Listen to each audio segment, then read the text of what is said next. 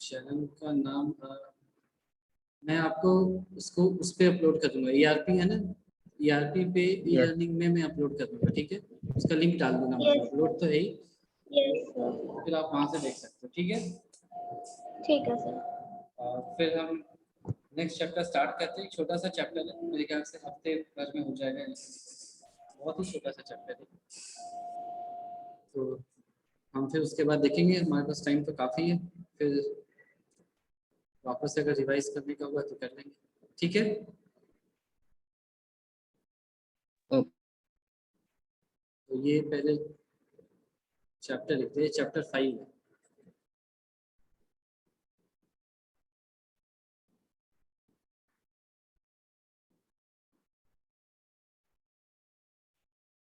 ठीक है, इसका नाम है यूक्लिड्स ज्योमेट्री।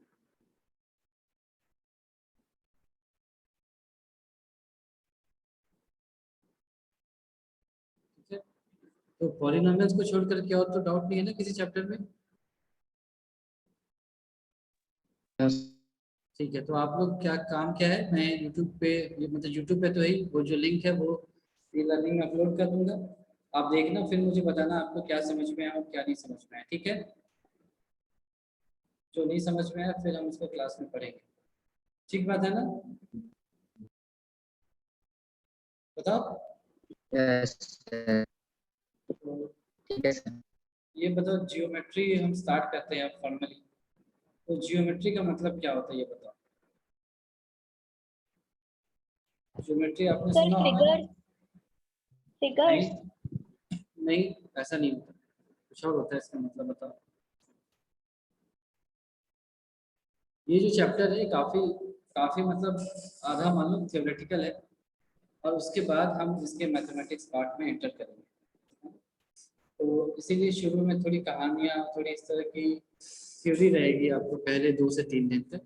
उसके बाद हम एक्सरसाइज में एंटर करेंगे। मैं आपको दिखा भी देता हूँ, ये चैप्टर जो है इसमें क्लास 9th।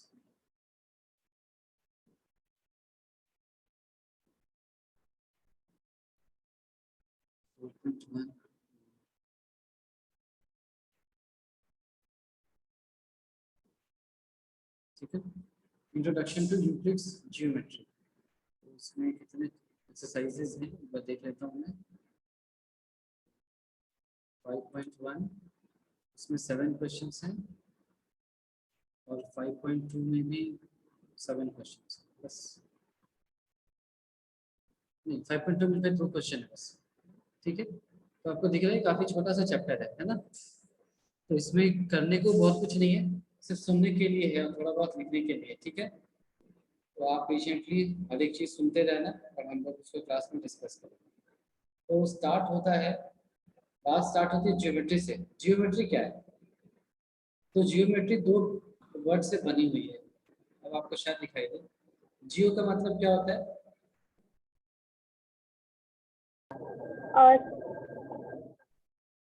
अर्थ होता है।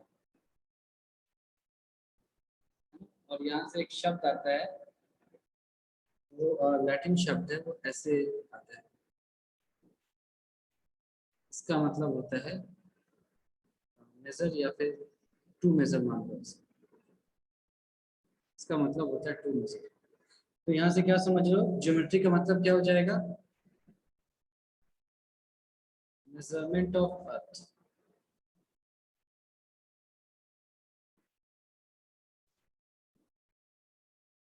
ठीक है, याद रहेगा।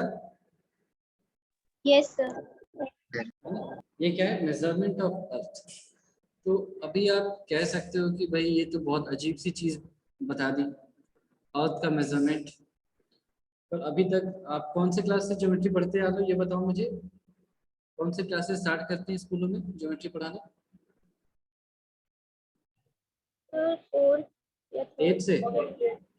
इससे 7th या 8? थर्ड। थर्ड से? सर मतलब 4th से। अच्छा, 4th से ही स्टार्ट कर देते हैं। बाकी जने फिर से नहीं बोल रहे, कल की तरह बोलो। सर 4 से, क्लास 4 से स्टार्ट होता है सर। चलो 4th 5th से आप स्टार्ट करते हो। तो आपको क्या लगता था ज्योमेट्री का मतलब क्या होता है? क्या एक वेग सा, जैसे हम ज्योमेट्री बोलते हैं ना, तो आपके दिमाग में कुछ आता होगा ना, आपको क्या लगता था क्या होता है ज्योमेट्री? सर लगता है मतलब शेप के बारे में। क्या तुम्हारी आवाज नहीं आ रही थी शायद लाइन, से? Sir, line line, shape point. Shape. अच्छा, लाइंस, पॉइंट्स, फिगर्स, इस तरह की चीजें, है ना? यस। Yes. तो अभी हमने क्या देखा, ज्योमेट्री का मतलब होता है, और इसके नाम से ही देखा है ना, बाहर से कुछ नहीं कहा कि ऐसा मान लो मेजरमेंट ऑफ अर्थ होता है। ज्योमेट्री का जो नाम है वो मेजरमेंट ऑफ अर्थ होता है, और यहीं से ज्योमेट्री की शुरुआत हुई। तो इसकी जो हिस्ट्री है, थोड़ी हम उसमें जाते हैं, है ना? ये मैथमेटिकल नहीं है, ऐसी कहानी की तरह। कि होता क्या था कि इजिप्ट का नाम सुना है सबने? Yes, sir. इजिप्ट का नाम सुना है ना? इजिप्ट में एक नदी है बहुत बड़ी सी, क्या नाम है उसका, रिवर का? नाइल। नाइल रिवर, सबने पढ़ा है स्कूलों में या भूल गए? Yes sir, longest Yes, river sir. Of the world. Very good. तो नाइल रिवर है इजिप्ट में। जैसे मान लिया, देखो मेरी ड्राइंग बहुत खराब है, ऐसे ही मान लिया, किसी ने हैंड रेस किया था, मतलब किसी को कुछ कहना है? अभिनव,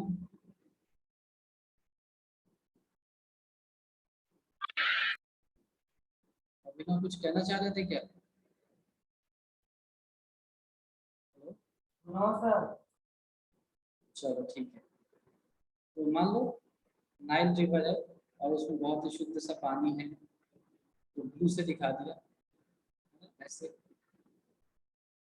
अब इसके आसपास के जो एरिया थे, मतलब मैं ऑब्वियसली आज की बात नहीं कर रहा, बहुत सालों पहले की बात कर रहा हूँ। तो इसके आसपास के जो एरियाज थे, वहाँ पे पता है ये एग्रीकल्चर बेस्ड थे। यहाँ के लोग क्या थे, वो एग्रीकल्चर बेस्ड थे, तो उनके अपने खेत थे, ऐसे मान, ऐसा उनका खेत था दोनों तरफ, उसमें वो लोग अपनी खेती करते थे। ठीक है, बात समझ में आ रही है, दिख रहा है? यस इसमें सर। Yes. अलग अलग चीजों की खेती होती थी। अब होता क्या था, प्रॉब्लम क्या थी, कि जब फ्लड आता था, नाइल रिवर में जब बाढ़ आती थी, तो बाढ़ का पानी क्या होता है बताओ? बाढ़ जब आती है नदी में तो क्या होता है? नदी ओवरफ्लो होने लगती है। नदी ओवरफ्लो होती है, तो फिर क्या होता है, ये जो एरियाज थे ना, नियर बाई जो एरियाज थे, जो आपके खेत थे, उसमें भी पानी भर जाता था। ठीक है, Yes, sir. आप देखते होगे, गांव में जाते होगे तो अभी कुछ समय के बाद आएगा बरसात का सीजन, या इनफैक्ट यहाँ भी होता है गंगा जी के आसपास, आसपास के एरिया में बारिश का पानी भर जाता है। ठीक है, उससे क्या होता था कि अब नदी तो पानी डूब जाएगा ना, सॉरी, नदी के कारण ये जो खेत है वो डूब जाएंगे। ठीक है, खेत क्या हो जाएंगे, Yes. डूब जाते थे।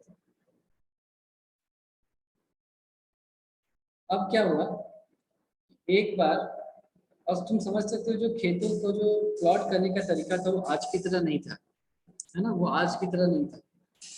तो जब वापस से पानी खत्म होता था, मतलब जब बरसात समाप्त होता था, तो पानी धीरे धीरे, जो जमा हुआ पानी था, वो एक तरह से सेटल डाउन होने लगता था।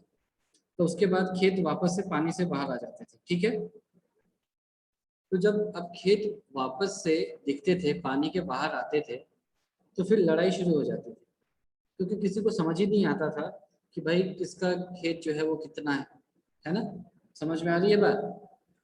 क्योंकि यस। आज की तरह Yes, प्लॉटिंग sir. नहीं होती थी, है ना? आज की तरह मैप्स नहीं बनते थे उस जमाने में। ये आज से 2000 या 2500 साल पुरानी बात है, मान लो। तो या उससे भी पहले, तो जब पानी उधर जाता था, सेटल डाउन होता था, तो लोगों को समझ नहीं आता था कि भाई मेरा खेत कितना है, तेरा खेत कितना है, इस पर बहस हो जाती थी। तो फिर यहाँ इन लोगों ने सोचा कि ऐसे तो अपना काम नहीं चलेगा, ऐसे तो हम जिंदगी में लड़ते ही रहेंगे, क्योंकि बाढ़ तो हर साल आनी है, और हर साल हमारा जो खेत है वो डूब जाएगा। तो फिर हम कैसे कर पाएंगे काम, है ना? हम तो लड़ने में ही आधा समय निकाल देते हैं। तो फिर यहाँ के लोगों ने एक तरीका निकाला। वो तरीका क्या था, कि जो जमीन है, या जो मैं कहूँ लैंड है, लैंड का जो एरिया है, उसको कैलकुलेट करने का तरीका निकाला। ठीक है,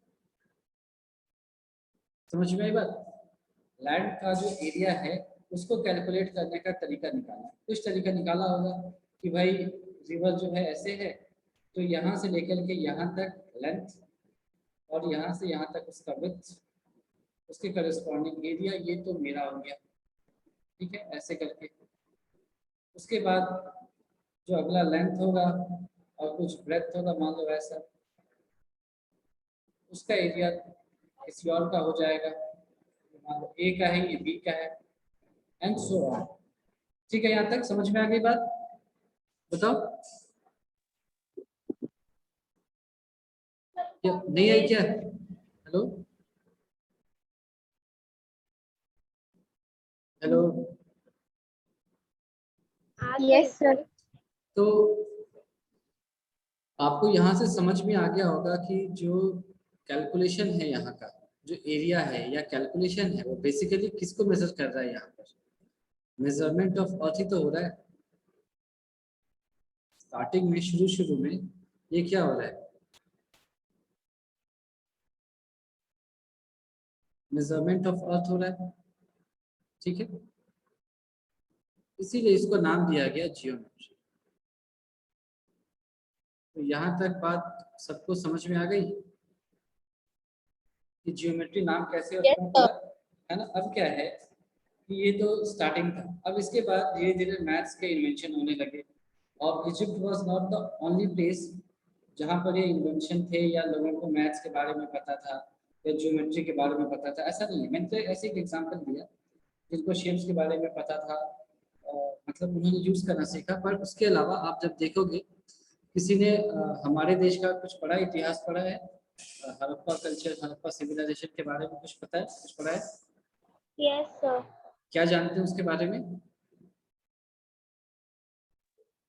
सर हड़प्पा सिविलाइजेशन के बारे में हाँ, पढ़ा है कि नहीं पढ़ा हिस्ट्री में?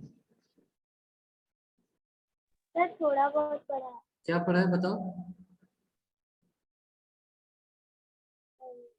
साइट था जिसको हाँ, दयाराम सानी जी ने वहाँ के आर्कियोलॉजिस्ट थे, उन्होंने उसको खोजा था, तो वहाँ से पुरानी पुरानी चीजें मिल रही थी, ठीक है। तो हड़प्पा के जैसे बारे कि में क्या ग्रेट पता चला? बार। देखो, उसका नाम पहले तो हड़प्पा क्यों पड़ा वो मैं बता देता हूँ। ये होता है हर प्लस अप्पा। अप्पा मतलब फादर हो गया, मान लो, और हर का अर्थ होता है शिवा। शिवा, तो भगवान शिव की पूजा करते थे वहां पर, इसीलिए उसको एरिया को हड़प्पा कहा जाता है। ठीक है, पहली चीज। दूसरा, जब उसकी खुदाई हुई, जब आर्कियोलॉजिकल सर्वे हुआ, तो पता चला कि ये सिविलाइजेशन जो था ये हाईली इवॉल्व था, है ना, हाईली डेवलप था।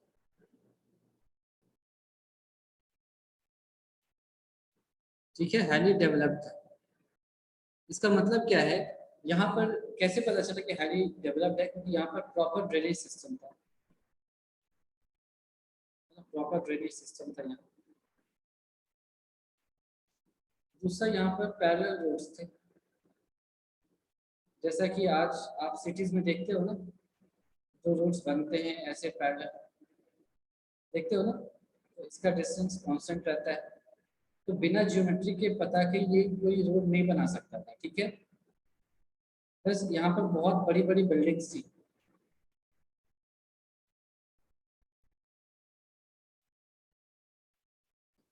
तो बड़ी बिल्डिंग बिना ज्योमेट्री जाने हुए, बिना शेप्स के बारे में पता किए हुए ह्यूज बिल्डिंग्स कोई नहीं बना सकता था।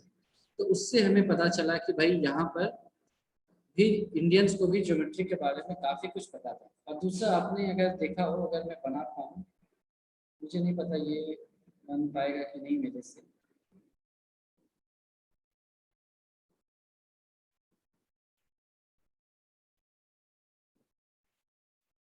ये कुछ दिख रहा है आपको? ये एक एक्चुअली बहुत खराब सा बनाया yes है।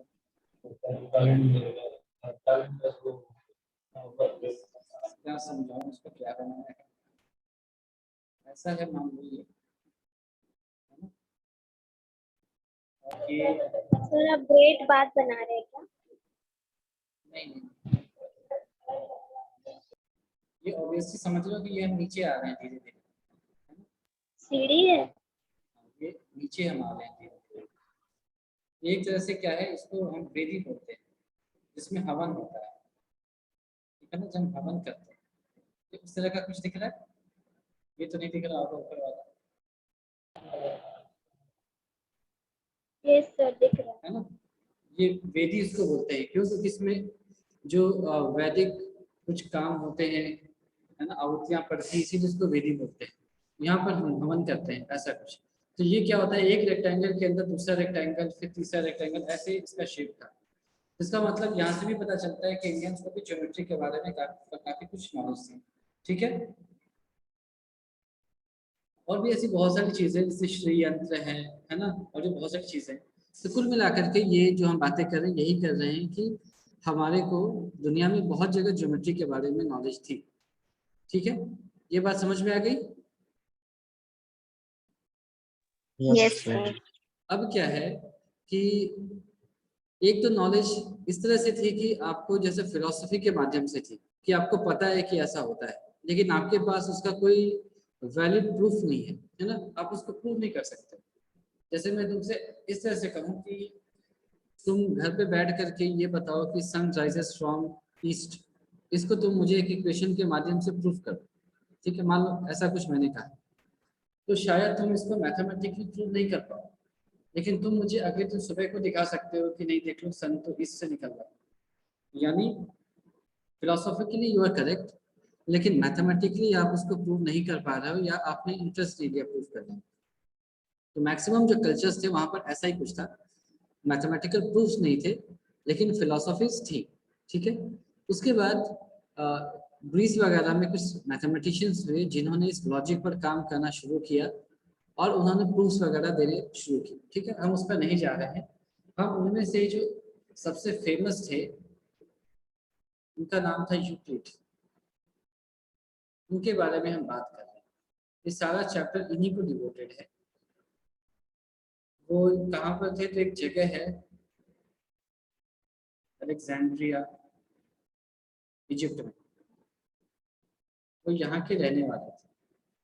इन्होंने किया क्या कि इन्होंने, ऐसा नहीं है कि ज्योमेट्री का आविष्कार इन्होंने किया, नहीं, इन्होंने ऐसा कुछ नहीं किया, पर ऑलरेडी जो ज्योमेट्रिकल काम हो चुके थे उन्होंने एक जगह इकट्ठा किया, है ना। ही compiled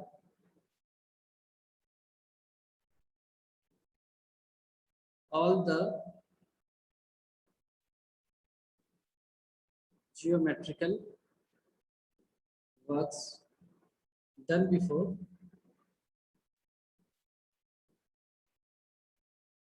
and also gave his own logics.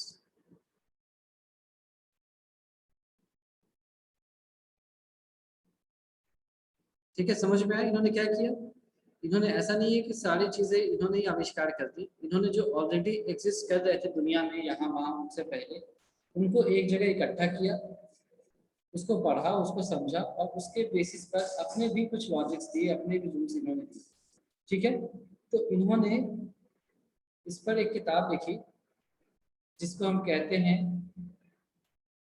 The elements, है ना, एलिमेंट्स नाम है इस किताब का। और इसके 13 चैप्टर्स हैं, 13 चैप्टर्स, और हर चैप्टर को भी बुक कहते हैं। मतलब जैसे आपकी किताब है, आपके पास एक बुक है, उसमें 13 चैप्टर्स है, तो आप क्या बोलोगे उसमें, चैप्टर 1, चैप्टर 2, चैप्टर 3, चैप्टर 13, ऐसा ही बोलोगे ना। लेकिन यहाँ पर ऐसा नहीं है, इसको यहाँ पर बुक 1, बुक 2, ऐसे बुक 13 बोला जाता है। मतलब एक बुक के अंदर 13 सब बुक्स हैं, ऐसा नाम इन्होंने दिया, यूक्लिड ने दिया। और आपको ये जान करके ये आश्चर्य होगा कि एलिमेंट्स जो है वो बाइबल के बाद प्रिंट होने वाली दूसरी किताब है, सबसे ज्यादा प्रिंट होने वाली दूसरी किताब है।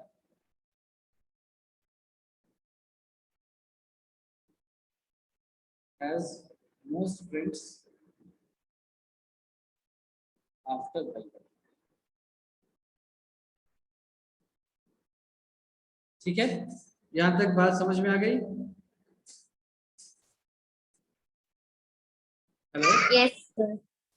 तो किताब का Yes, नाम क्या sir. बताया था मैंने, बताओ? एलिमेंट्स। हाँ, एलिमेंट्स। तो एलिमेंट्स एक किताब है यूक्लिड के द्वारा लिखी हुई, जो कि बहुत ही फेमस बुक है। उसके 13 चैप्टर्स हैं। हर चैप्टर में कुछ अलग अलग बातें लिखी हुई हैं। हर चैप्टर को बुक कहा जाता है, बुक 1, बुक 2, बुक 13 ऐसे करके। और बाइबल के बाद प्रिंट होने वाली दुनिया में सेकंड सबसे ज़्यादा प्रिंट होने वाली किताब है। और इसको जितने भी महान साइंटिस्ट या मैथमेटिशियंस हुए हैं, सब ने इसको रेफर किया है। चाहे आपने गैलीलियो का नाम सुना हो, या फिर न्यूटन का नाम सुना हो आपने, कोपरनिकस का नाम सुना हो, एंड सो ऑन। तो जितने भी महान मैथमेटिशियंस या फिजिसिस्ट वगैरह हुए, सबने इसी किताब को कभी न कभी कहीं न कहीं रेफर किया। ठीक है, यहाँ तक कहानी समझ में आ गई? Yes sir. ठीक है, तो इसमें ज़्यादा मैथमेटिक्स कुछ नहीं है ना। अब थोड़ा बहुत धीरे धीरे जो हमारे को बैकग्राउंड पता चला कि ये सब कहाँ से आया, तो हम धीरे धीरे मैथ्स में एंटर करते हैं। तो यहाँ पर मैं लिखता हूँ जियोमेट्रिकल मोशंस।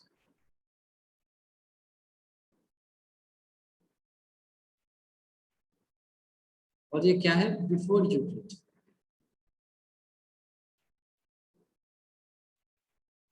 ज्योमेट्रिकल नोशन जो थे यूक्लिड से पहले, वो क्या क्या थे उसके बारे में बात है।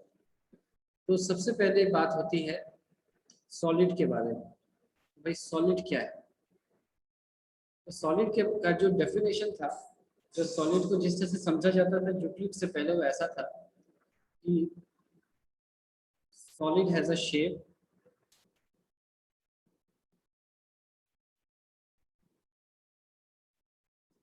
Size, position and can be moved from one place to another. ये डेफिनेशन आ गई समझ में सॉलिड की? सॉलिड क्या है? एक शेप होना चाहिए उसका, एक साइज होना चाहिए, एक पोजीशन होगा, है ना। और उसको फिर एक जगह से दूसरी जगह उठा करके रखा जा सकता है। ये बात समझ में आई? Yes sir. तो अगर मैं कहूँ कि पानी है ना, पानी को उठा करके एक जगह से दूसरी जगह रखो तो पॉसिबल नहीं है ना। थोड़ा सा ही उठाओगे वो गिर जाएगा। आपको पानी को उठाने के लिए कोई बर्तन चाहिए होगा ना, है ना। पानी यस को, सर। या मैं कहूँ इस हवा को यहाँ से उठा करके कहीं और रख दो, तो ये इलॉजिकल क्वेश्चन है या स्टेटमेंट है। तो यहाँ से आपको समझ में आ गया होगा कि सॉलिड को एक जगह से दूसरी जगह उठा कर मूव किया जा सकता है। इसका मतलब क्या है ना। उसको आपको किसी बर्तन में रखने की जरूरत नहीं है, तो उड़ेगा नहीं। एक जगह पकड़ा, उठाया और रखा, पहली चीज। दूसरा कि अगर किसी का कोई शेप है और साइज है, तो तुम बता सकते हो ना कि वो वहां पर है। जैसे तुम यहाँ पर खड़े हो पॉइंट ए पर, यहाँ पर एक पेड़ है ऐसे मान, तुम बता सकते हो कि पेड़ यहाँ पर है, बता सकते हो ना। तो इसका मतलब क्या है कि पेड़ एक सॉलिड है, इसका शेप है, साइज है, तभी तो बता सकते हो। Yes sir. आप खड़े हो जाओ यहीं पर, बोलो कि यहाँ पर कोई है, एक जगह पर कोई है, तो बाकी किसी को नहीं दिखेगा आपके अलावा। तो समझ जाएगा कि या तो आप बेकार की बातें कर रहे हो, या फिर आपको कुछ और दिखता है जो नॉर्मल लोगों को नहीं दिखा देता। समझ में आई बात? Yes sir. है ना। फिर आपको भूत भूत दिखाई देता है, इसका मतलब है। क्योंकि नॉर्मल लोगों को कुछ नहीं दिख रहा है, क्यों? क्योंकि उसका ना शेप है ना साइज है। तो ना शेप है ना साइज है, तो उसका पोजीशन भी डिफाइंड नहीं है। ठीक है, तो आपको ये समझ में आया कि पोजीशन का मतलब क्या यस होता है। सर। शेप साइज है तो पोजीशन होगा, है ना। ये सारी चीजें हैं, तो फिर भाई हम उसको सॉलिड कह सकते हैं। तो एग्जांपल ले लीजिए, सॉलिड क्या होगा। इस तरह से कुछ बना लिया, ऐसे एक क्यूब ले लिया या क्यूबॉइड बना लिया, कुछ भी बना लिया। तो ये क्या होगा? एक सॉलिड होगा।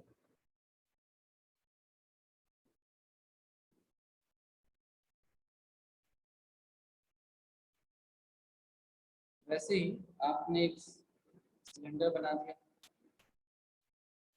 ये भी क्या होगा, एक सॉलिड होगा, है ना। सॉलिड। तो यहाँ तक तो सॉलिड का डेफिनेशन आपको अच्छे से समझ में आ गया होगा। चलो यस सर। उसके बाद जो नेक्स्ट डेफिनेशन है वो भी हम लिखते हैं जल्दी से, वह है सरफेस। देखो सरफेस के बारे में क्या बात होती है। सरफेस के बारे में कहा गया कि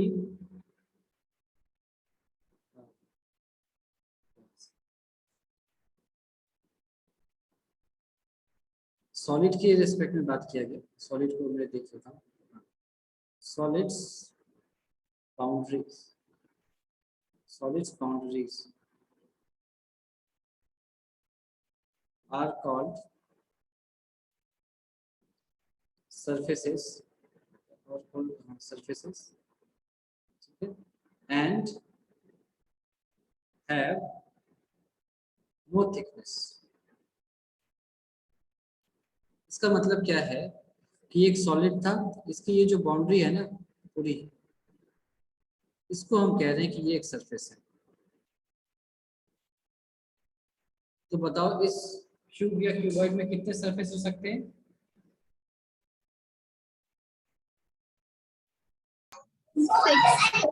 Six A cuboid has 6 surfaces। कैसे पता? अपने घर में बैठे हो जहाँ रूम में, उसको देख लो। अपने रूम में जहाँ बैठे हो उसको देख लो, उसका एक बेस है जिस पर आप बैठे हो, है ना। उसके फ्लोर पर ऊपर में सीलिंग है जहाँ पंखा लगा होगा। उसके बाद आप देखो 4 दीवारें हैं, तो 6 सरफेस हो गए, है ना। जैसे ये भी एक सरफेस हो गया, ऐसे सामने वाला, ठीक है। फिर आपका ये भी एक सरफेस हो जाएगा, ऐसे हो। तो इन्हीं को हम सरफेस कहते हैं और कहा गया है कि इनकी कोई थिकनेस नहीं होती। समझ में आ गई बात कि सरफेस क्या है? उसको मैं ड्रॉ करूं तो ये कुछ ऐसा दिखेगा। यस ये कुछ ऐसा यस दिखेगा, सर। सिंपल सा ऐसा Yes, दिखेगा, sir. ठीक है। अच्छा इसके लिए बात करूं, इसका सरफेस कुछ ऐसा हो जाएगा, सिंपल सा, ठीक है।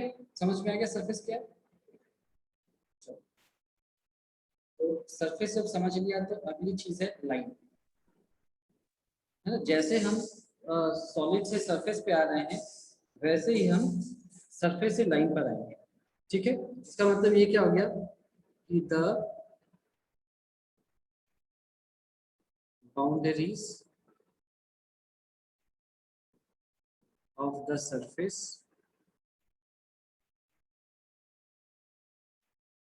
आर कर्व्स और स्ट्रेट लाइंस।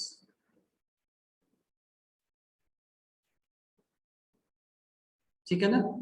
तो हमने क्या किया था शुरू में, सरफेस की जो बाउंड्री, सॉरी सॉलिड की जो बाउंड्री है उसको सरफेस कहा, है ना। तो ये हो गया, इसके 3 सरफेस होंगे, ऊपर नीचे और एक कर्व।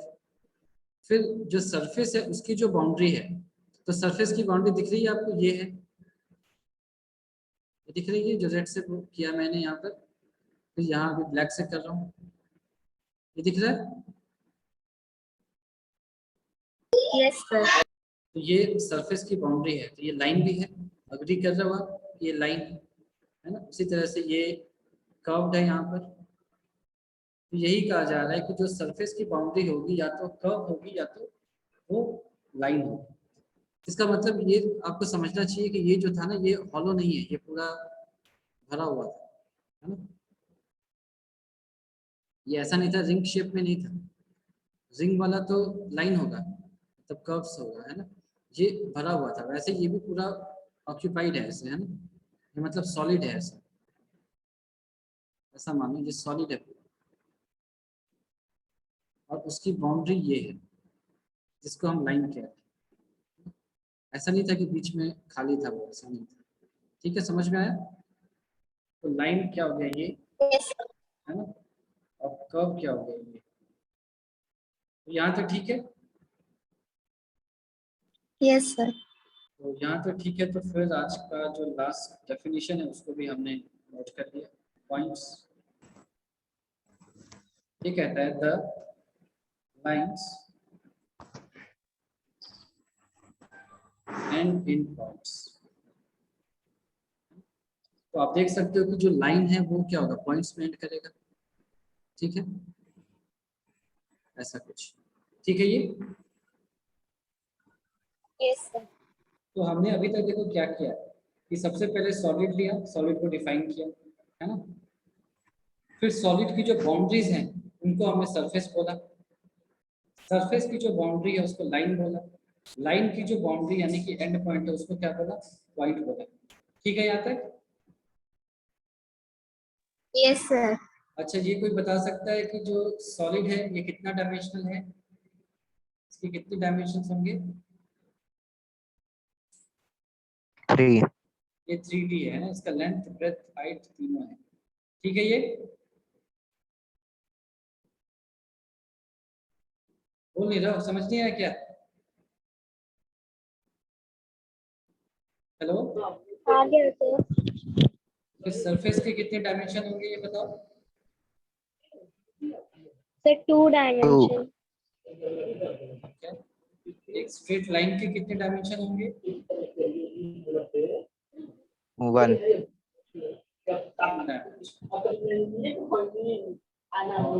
पॉइंट का 0। इसका कोई डायमेंशन नहीं होगा, ये 0 डायमेंशन, ठीक है, यहाँ तक समझ में आ गई बात? Yes sir. ये हमने क्या पढ़ा था अभी तक, क्या पढ़ा, जो यूक्लिड से पहले के जो मोशन से ज्योमेट्री के वो हमने पढ़े। इसको समझने और पढ़ने के बाद यूक्लिड ने अपने नोशंस दिए जिसको हमने कहा है यूक्लिड्स मोशन, जिसको मैं आपको कल पढ़ाऊंगा, है ना। आज के लिए इतनी कहानी बहुत है, ये टॉपिक यहाँ लिख के जा रहा हूँ, ठीक है, यूक्लिड्स मोशन करना पड़ेगा, ठीक है। तो आज जो पढ़ा समझ में आया ना? Yes sir.